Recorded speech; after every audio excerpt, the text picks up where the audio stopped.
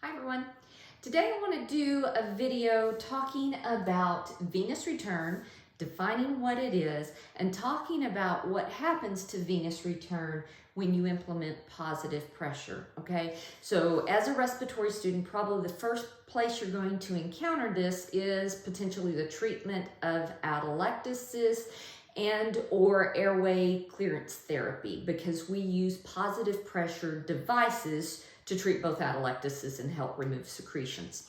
All right, and then when you carry on into mechanical ventilation, when we place a patient on mechanical ventilation, that is positive pressure that we're giving. And so we have to pay attention to how that positive pressure affects venous return. So basically this is all about positive pressure and how it will decrease venous return. I'm going to explain it first very simplistically. So if you're a new respiratory therapy student, this is probably what you need to really understand to think about what's happening to get to the point of decreased venous return, decreased cardiac output, decreased blood pressure. If you're a second year student, we need to know it just a little bit more upper level. And so that'll be the next portion of it. Okay, so here is a very simple diagram. What we have is our heart. Blood returns from the body. Venous blood, deoxygenated blood, returns from the body to the right side of the heart through the inferior and superior vena cava. So what happens is all this blood is coming in and it enters the right atrium. So I'm just going to half this and say this is the right atrium and the right ventricle, okay? So that blood is coming in to the right atrium from both the superior and inferior vena cava. All right, and as long as it's draining into the right side of the heart, everything's good. All right, but when we place the patient onto mechanical ventilation or deliver any type of positive pressure to the chest, what ends up happening is the alveoli inflate with that positive pressure, which by the way isn't very natural.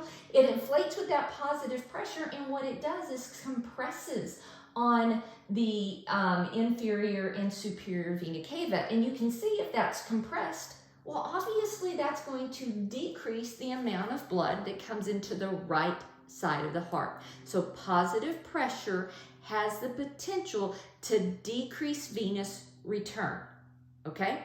Now, that's the initial content. Let's move this to kind of a little bit of upper level understanding. And I'm going to give you the whole entire heart now, okay? So here we go through our systemic veins. So that deoxygenated blood is returning from the body and it moves into the superior and inferior vena cava, and you can see how it enters the right atrium.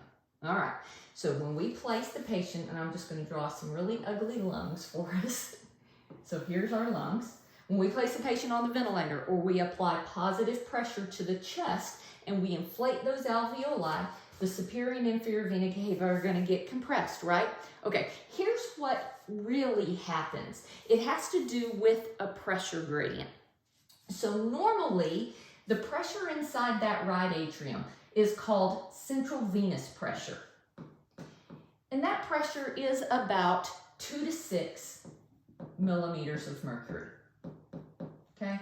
So let's say right now, let's just say that our CVP on this particular patient is 6 millimeters of mercury. All right. The pressure in the venous system delivering blood back to the right side of the heart is about maybe 10 millimeters of mercury. All right, and so blood moves from an area of high pressure to an area of low pressure. So right now in this situation, because the venous system has a higher pressure than the right atrium, blood is going to really easily enter into that right atrium.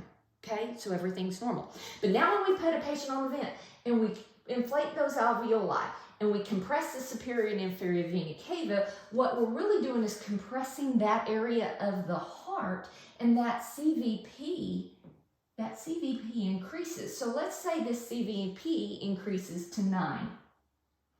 Okay, it's probably not really that dramatic, but I'm making a point, okay? So do you see what happened now is that pressure gradient has decreased. There's only a pressure difference of 1 millimeter of mercury, and now it's a little bit more difficult for that blood to get back into the right atrium. So therefore, we will have a decreased venous return. Okay, so that's the phrase decreased venous return. Let's go ahead and trace this through the system. I'm going to show you what happens. When we have a decreased venous return, there's less blood volume in the right atrium. That means when the right atrium squeezes and moves blood to the right ventricle, there's less blood volume in the right ventricle.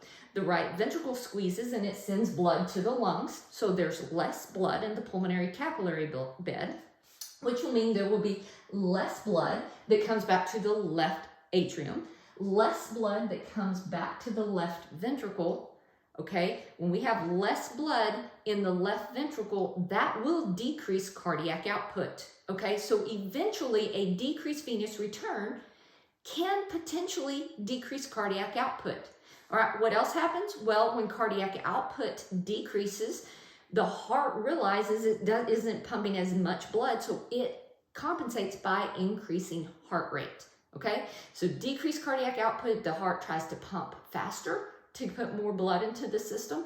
But the fact of the matter is, if you have a severe decreased venous return, there's not a lot of blood for the heart to be able to pump into the system. So therefore, you will probably get a decreased blood pressure.